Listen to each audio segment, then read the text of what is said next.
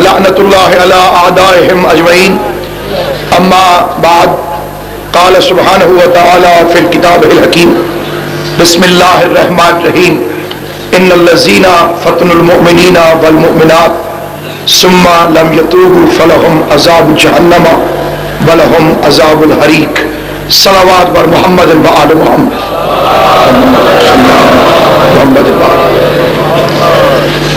شہدائے سیالکوٹ کی بلندی درجات کے لیے جتنی جتنی معرفت اجازت دیتی ہے اتنی بلند آواز سے صلوات پڑھ دو محمد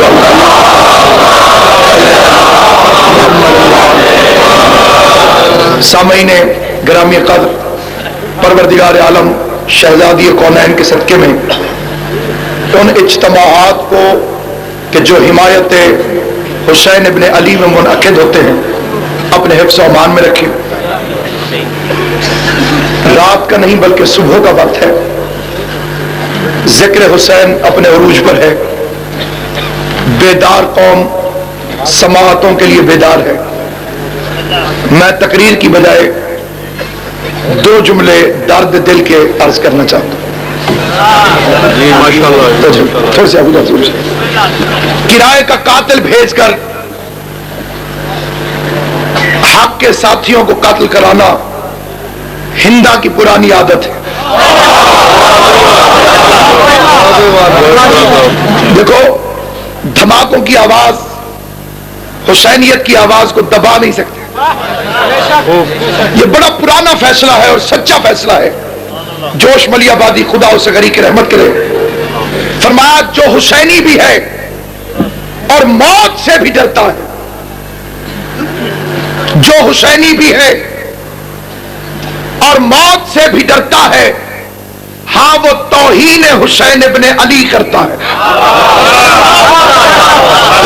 فاتح خیبر کی ملت میں بزدلوں کی گنجائش نہیں ہے۔ یہ صبح شام کا درس ہے، یا لیتنی کنا معکم فنفوز معکم فوز ندیما۔ اے حسین کاش میں کربلا میں ہوتا۔ یہ قتل و غارت کا بازار نیا نہیں ہے کہ ہم حیران ہو جائیں، یہ اس صدی میں نہیں ہے کہ ہم پریشان ہو جائیں۔ نہ بنی امیہ کے ہتھیار بدلے ہیں، نہ آل محمد کے چاہنے والوں کے سینے کم ہوئے۔ ڈر کے سنو، بول کے سنو، حیران ہو کے سنو یا چپ کر کے۔ پانچویں امام کی حدیث ہے، فرمایا کہ ہر ہمارا شیعہ شہید ہوگا۔ دیکھیے اپنے ایمان میں اس بات کو میں آدھی تقریر کر چکا ہوں۔ ہر شیعہ، کئی بندے یہاں پہ کہتے ہیں الا ومن مات علی حب آل محمد، وہ بھی تو شہید ہے، وہ والا شہید نہیں۔ دوست وہ ہوتا ہے جو اپنے دوست کے لیے وہ پسند کرے جو اپنے لیے پسند کرے۔ یہ نہیں ہو سکتا کہ میری ایک جیب میں بادام ہو، دوسری میں چنے ہو، خود بادام کھاؤں اور جسے دوست کہہ رہا ہوں اسے چنے دیتے۔ یہ نہیں ہو سکتا۔ ذرا جاگنا، دوست کون ہے آل محمد کے نزدیک؟ جو اپنے لیے پسند کرے وہ اپنے دوست کے لیے بھی پسند کرے۔ یا تو شیعہ کہلوانا چھوڑ دو یا شیعہ کا ترجمہ کرواؤ۔ شیعہ کا ترجمہ دوست، شیعہ نے علی، علی کے دوست، شیعہ نے محمد و آل محمد، محمد و آل محمد کے دوست۔ اگر ان کے دوست ہو تو اس عقیدے کو پلے سے باندھ لو کہ جو دنیا میں آل محمد نے اپنے لیے پسند کیا، جو اپنے لیے پسند کیا وہ ہمارے لیے کریں، اور جو آخرت میں اپنے لیے پسند کیا وہ ہمارے لیے کریں گے۔ مومن کو پروردگار عالم چھوٹے درجے کی موت نہیں دے سکتے۔ ہر مومن قتل ہو کے شہید ہوگا، یہ پانچویں امام کا فرمان۔ ایک بندہ آپ کی طرح پریشان نہیں ہوا بلکہ اٹھ کے اس نے سوال کر دیا، اس نے کہا بابا میرا باپ علی کا دوست تھا لیکن وہ بخار سے مرا، اور آپ فرماتے ہیں قتل ہو کے مرے گا۔ فرمایا کیا تو ہمارے قائم کے ظہور پر یقین نہیں رکھتا؟ اس نے کہا مولا یقین ہے۔ فرمایا پھر یاد رکھ ہر شیعہ دوبارہ زندہ کیا جائے گا۔ کی حکومت آئے گی تو جو آج شہید ہو رہے ہیں یہ 12ویں کی حکومت میں طبعی موت مریں گے، اور جو اب طبعی موت مر رہے ہیں وہ 12ویں کے دور میں شہید ہوں گے۔ ہارٹ اٹیک سے بندہ مر جاتا ہے، نہیں مرتا، بخار سے مر جاتا ہے، سڑک پہ مر جاتا ہے، ٹھیک ہے جناب، کتے کی موت مرنے سے بہتر ہے۔ پریشان بندے کے لیے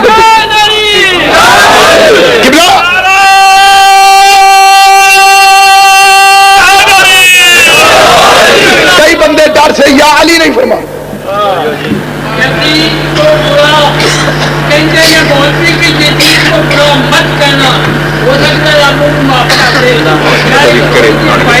تھوڑی دیر سنا یزید اگر معاف بھی اللہ کرتے ہم معاف نہیں کریں گے، یزید کو اللہ معاف بھی کرے ہم معاف نہیں کریں گے، اللہ کی قسم ہم شہید کی موت مریں گے، ہم پیچھے نہیں سکیں گے، آگے بڑھیں گے۔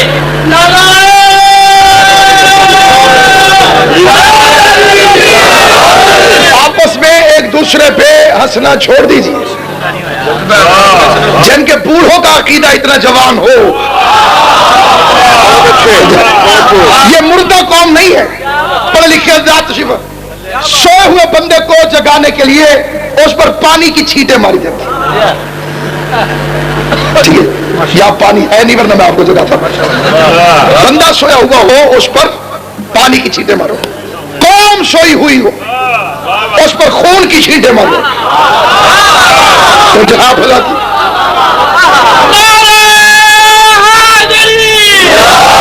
تو جو قوم محبت حسین میں اپنے لہو میں ڈوب چکی ہو وہ قوم بیدار رہے، وہ قوم کبھی سو نہیں سکتی۔ 20 سال کی دہشت گردی کی تاریخ حکومت کی نظر میں بھی ہے، اور کئی جوان اپنی نظروں سے اس تاریخ کو دیکھ چکے۔ اس کا مختصر سا سجرا یہ ہے، پہلے دلیل لے کر مقابلے پر آئے، دلیل نہ ملی تو گالی دی، گالیاں ختم ہوئی گولیاں چلیں، گولیاں ختم ہوئی خود کا شملے،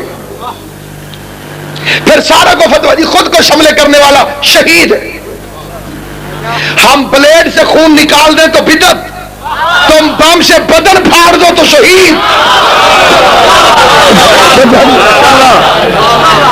حیران پریشان بھائی، ماتم کے بارے میں دلیل مانگنے والے ملا شرح کہتا ہے کہ یہ بدن اللہ کی امانت ہے، اسے تکلیف نہیں پہنچانی چاہیے۔ مظلوم اور ظالم کی پہچان یہی ہے، جس کا ہاتھ یوں پڑ رہا ہو وہ مظلوم کا حمایتی ہے، اور جس کا ہاتھ کسی کے حقوق چھین رہا ہو۔ 20 سال کی تاریخ دیکھو، دلیل ختم ہوئی گالیاں شروع، کافر سے بڑی گالی کوئی نہیں، گالیاں دیتے دیتے تھکے پھر گولیاں شروع۔ میں حکومت پاکستان سے کہ جو جب تک حسین کی دوست ہے ہم اس کے وفادار ہیں، تو جناب آزاد کی نہیں، جو حکومت حسین کی دوست ہے ہم اس کے وفادار، اور جو حسین کی دشمن ہے اس پہ کل بھی بے شمار تھا اور آج بھی بے شمار۔ ہمیں ہور کی طرح مرنا آتا ہے، مختار کی طرح جینا آتا ہے، جن کو کربلا کی لوریاں ملتی ہو وہ کبھی بزدل نہیں ہوتے۔ جو یا علی کا، یہی تو اس لیے تو یہ ملا اپنوں میں سے نکلے، خیبر نہ پڑھو، یہ اس کی سازش تھی، بزدل بنانے کی سازش۔ جس نے خیبر سنی ہی نہ ہو وہ بہادر کیسے ہو سکتا؟ جس نے کبھی نعرہ حیدری لگایا نہ ہو وہ دلیر کیسے ہو سکتا ہے؟ جس کے دل میں علی ولی اللہ کی محبت نہ ہو، ایک باہر کا دشمن ہے ایک اندر کا دشمن ہے، متحد ہو جاؤ، اکٹھے ہو جاؤ اور دشمن کی سازش کو سمجھو۔ ہر علاقے میں ایسے جوان تشکیل دو جن کی ڈیوٹی صرف یہ ہو کہ مجلسوں میں پہرا۔ آزاداری خطرے میں نہیں ہے، آزادار خطرے میں۔ عبد المطلب کے اونٹ پکڑے تھے ابرہا نے اور کعبہ گرانے جا رہا تھا، میرے نبی اور علی کے دادے نے آگے کہا میرے اونٹ واپس کر.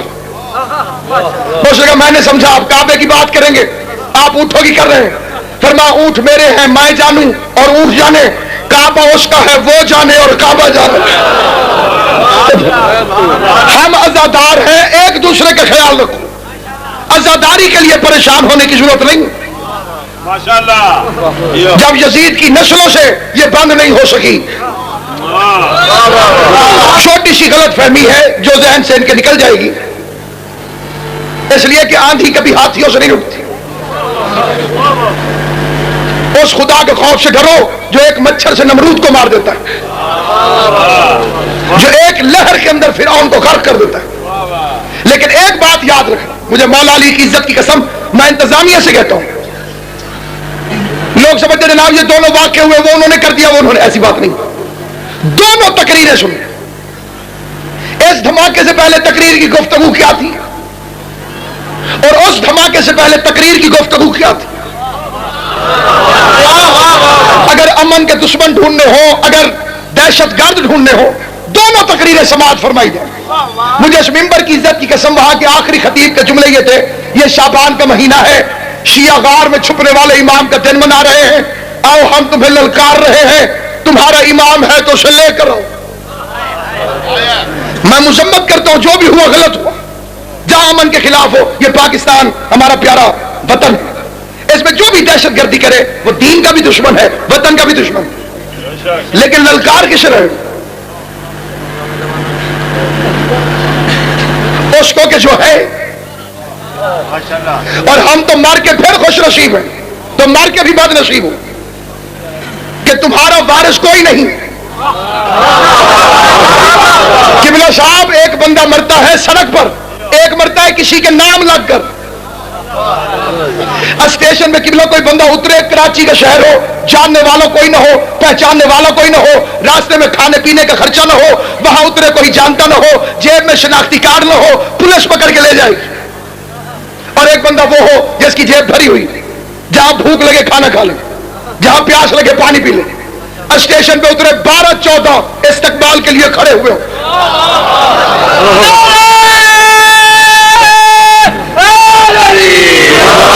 دشمن علی بھی مرتا ہے, نہ رستے کا خرچہ, نہ ٹکٹ, نہ آگے کوئی واقف. کتنا خوش نصیب ہے وہ انسان کہ ادھر گولی لگے, ادھر بم لگے, مرنا تو آخر ہے, اور ادھر آنکھ بند ہو اور ادھر محمد و آل محمد کہے بسم اللہ الرحمن الرحیم, لاوارث گھبرائے. اور یہ ہم کس کھاتے میں, یہ آخری جملہ, کس کھاتے میں جنگ صفین ہو رہی تھی. جنگ صفین, امیر کائنات لڑتے لڑتے اپنے موالی کے پاس سے گزرے, اور مولا نے اسے اس کے وار کرنے کی داد دی, جسے علی داد دے رہے, جسے علی داد دے رہے کہ تو بڑا چلا تھا, کتنی عظمت ہوگی اسے. مولا علی نے داد دی, مولا آگے تشریف لے گئے. تھوڑی دیر بعد مولا جو گزرے وہ رو رہا تھا. مولا اس کے پاس آگے فرماتے کیوں رو رہا ہے؟ کہتے مولا کاش آج میرا باپ زندہ ہوتا, وہ بھی آپ کی حمایت میں لڑ کے ایسی داد لیتا. مسکرا کے علی فرماتے ہیں تیرا باپ مجھے حق پہ سمجھتا تھا. توجہ, جی مولا سمجھتا تھا. فرمایا جا پھر تجھے مبارک ہو, صرف تیرا باپ نہیں, قیامت تک جو علی کو حق پہ سمجھے گا وہ علی کے ساتھ ہے, اور جو علی کو حق پر نہیں سمجھتا وہ علی کے دشمن کے ساتھ ہے. علماء تحریر فرماتے ہیں ایک بندے میں دوسرے بندے کے ساتھ بحث ہو گئی کہ صفین میں علی حق میں تھے یا فرعون شام. اسے امیر کہہ کے زبان ناپاک نہ کیا کرو, اس لیے کہ جس کا علی امیر ہو وہ کسی پلید کو امیر نہیں کہہ سکتا.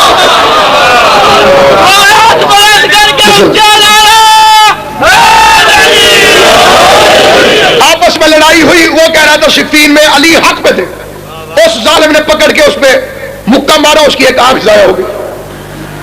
اتنے میں ایک گھوڑے سوار آیا, اس نے وار کر کے دشمن کو قتل کر دیا. جب موسیٰ اپنے شیعہ کی مدد کو آ سکتا ہے تو وہ جو موسیٰ کی بھی مدد کر رہا ہو وہ اپنے شیعہ کی مدد کو کیوں نہیں آ سکتا؟ اس نے کہا میں تیرا امام ہوں اور تیرا بدلہ میں نے اس سے لے لیا. اور چلا جا تو پہ اس قاتل کا کسی کو شبہ نہیں ہوگا. اسے مولا اگر کوئی پوچھے کہ میری آنکھ پہ زخم کہاں لگا تو میں کیا کہوں؟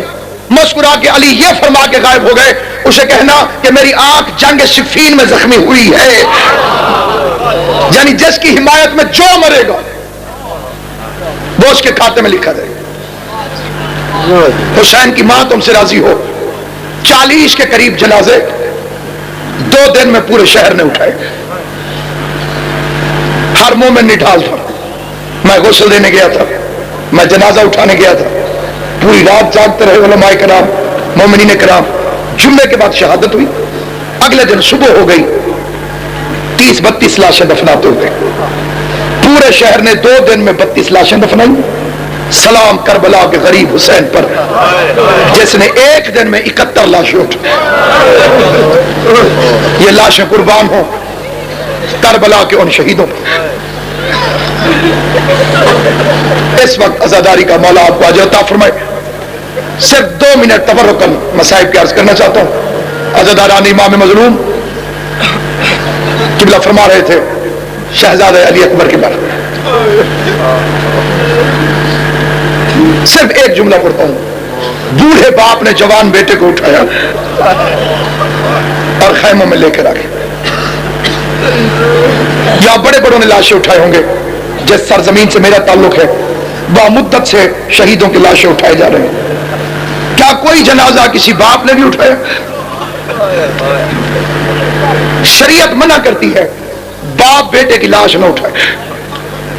قربان کربلا کے نفیس شہزادے تیرے اس عظیم حوصلے پر اکیلے حسین ابن علی نے 71 لاشیں اٹھائی اور عزیزوں کی لاشیں اٹھائی. تم برادر ایمانی کی لاشیں اٹھاتے رہے, حسین خون کے رشتوں کی لاشیں اٹھاتا رہا. یقیناً یہ کربلا کے شہیدوں پر قربان ہوئے, وہاں بھی حسین لاش کے ٹکڑے اکٹھے کرتا رہا. یہاں بھی تم نے لاش کے ٹکڑے اکٹھے کیے, لیکن حسین تیرے جذبے پہ قربان تو کوئی مہندیوں والے ہاتھ جوڑتا رہا. 6 مہینے کے بچے سے لے کر 80 سال کے بوڑھے تک غریب حسین نے لاشیں اٹھائی, خیمے میں لے کر آیا. ہر لاش کو لانے کا انداز مختلف, لیکن جس رنگ سے میرا مظلوم آقا شہزادہ علی اکبر کی لاش لے کر آیا ہے, یہاں میں قبلہ ہاتھ جوڑ کے فکرہ کہتا ہوں تمنا پوری ہو جائے گی. ہر بندے کی خواہش ہوتی ہے زندگی میں 1000 تمنائیں ہوں گی, اولاد والے کی صرف 2 تمنائیں ہوتی ہیں. بچہ چھوٹا ہو دل کرتا ہے اس کی جوانی دیکھو, بچہ جوان ہو دل کرتا ہے اس کے چہرے دیکھو. مجھے نہیں پتا کون توجہ کر رہا ہے کون پریشان بیٹھا ہے. بچہ بچپن میں ہو دل کرتا ہے اس کی جوانی دیکھوں, بچہ جوان ہو دل کرتا ہے اس کے چہرے دیکھوں. ہائے قسمت فاطمہ کے بچے حسین کی, نہ اصغر کی جوانی دیکھ سکا نہ اکبر کے چہرے دیکھ سکا. میرا مظلوم آقا نہ علی اصغر کی جوانی دیکھ سکا نہ اکبر کے چہرے دیکھ سکا. بچے کی لاش اٹھا کے لایا, خیمے میں آ کے لاش رکھی. میرا ایمان ہے اس آواز کو میرے مولا علی اکبر کی ماں ضرور سماعت فرما رہی. میں اپنی شہزادی کی خدمت میں رات کے اس پہر میں پرسہ دینے کے لیے شہداء سیالکوٹ کے سال ثواب میں ایک فکرہ کہتا ہوں. ہر بیوی کے ہاتھ کھلے ہوئے تھے جب اکبر کی لاش آئی. ہر بیوی کے ہاتھ کھلے ہوئے تھے, اور واقعتاً قبلہ بھی فرما رہے تھے. جاڑا صاحب کا جملہ ہے, پتھروں سے 120 مستورات میں پتھروں سے ماتم کیا. ہاتھ کھلے ہوئے تھے, علی اکبر جیسے جوان کی لاش سامنے تھی, اور بوڑھا باپ ایک ایک بیوی کے چہرے کو دیکھ رہا. دیکھتے دیکھتے دیکھتے نگاہ حسین رکی اور رو کر فکرہ کہا, اور ان کی ماں ان رونے والیوں میں علی اکبر کی ماں نظر نہیں آ رہی. جھولی پھیلانا میں فکر عرض کرنا چاہتا ہوں, ان رونے والیوں میں مجھے علی اکبر کی ماں نظر نہیں آ رہی. عزاداران امام مظلوم روایت کے فکرے ہیں شہزادیاں دونوں مل کر چلی, بڑی شہزادی بھی چلی چھوٹی شہزادی بھی چلی, اور جناب علی اکبر کی ماں کے خیمے میں آئی. خیمے کے اندر کیا عالم ہے. علی اکبر کی ماں کبھی خیمے کی اسکنات سے ٹکراتی, کبھی خیمے کی اسکنات سے ٹکراتی. رو کے بی بی عالیہ نے پوچھا علی اکبر کی ماں کیا اپنے اکبر کا ماتم نہیں کرو گی؟ رو کے فرمایا بی بی مجھے راستہ نظر نہیں آ رہا. جب سے تیرے علی اکبر نے زین چھوڑی ہے مجھے اس وقت سے راستہ نظر نہیں آ رہا. حیران ہو کے نہ سننا، نظریں جھکا لے، مجھے راستہ نظر نہیں آتا۔ ایک بی بی نے دایاں ہاتھ تھاما، دوسری نے بایاں ہاتھ، بس ایک فکرہ سننا، دونوں بیویاں لے آئیں، جوان بیٹے کی لاش پہ بوڑھی ماں آئی، لاش کو دیکھا پھر حسین کو دیکھا۔ فطرت کہتی ہے بیٹے کی لاش پہ جائے، لیکن یہ ہے امامت کا ادب، سیدھی امام کے پاس آئی اور ہاتھ جوڑ کے فکرہ کہا، مولا میرے اکبر سے راضی ہو۔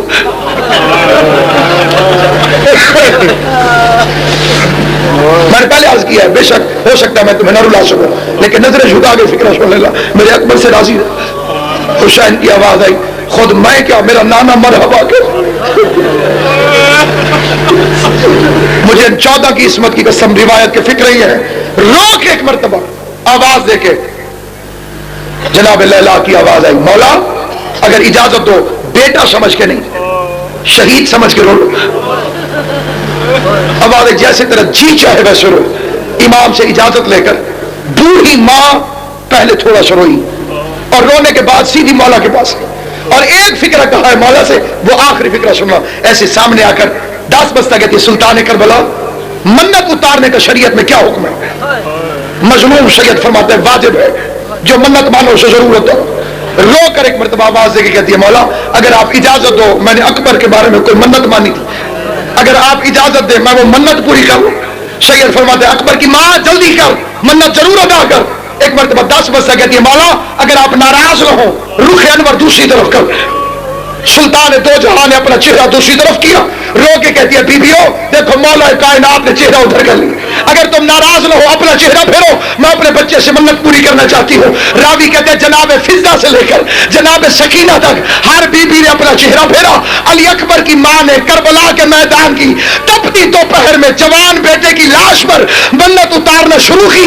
کربلا کی زمین پر زلزلہ آیا، سکینہ نے مڑ کے دیکھا، اب ماتم کر کے رو یا نہ رو فکرہ سننا، روایت کا فکر ہے۔ آیت اللہ قزوینی لکھتے ہیں علی اکبر کی ماں نے جب منت اتارنا کربلا کے میدان میں شروع کی، سکینہ نے تڑپ کے دیکھا، دوڑ کر اپنے باپ کے پاس آئی، رو کے کہتی ہے، بابا بابا بابا جلدی دیکھ میری ماں کیا کر رہی ہے، بابا جلدی دیکھ، جس کا سینہ نہ دکھے ماتم کر لینا، بابا جلدی دیکھ میری ماں کیا کر رہی ہے۔ حسین مولا نے مڑ کے دیکھا، جناب لیلا علی اکبر کی لاش پر اپنے سفید بال کھول کے اکبر کے سینے سے ابلنے والے خون میں اپنے بالوں کو رنگین کر رہی تھی۔ حسین نے دونوں بازو تھامے، رو کے پوچھا، لیلا یہ کیا کر رہی ہو؟ کہا، مولا میں نے منت مانی تھی جب اکبر کی شادی ہوگی میں بالوں پہ مہندی لگاؤں گی، مولا دیکھ میں نے منت پوری کر۔ اللہ لعنت اللہ علی القوم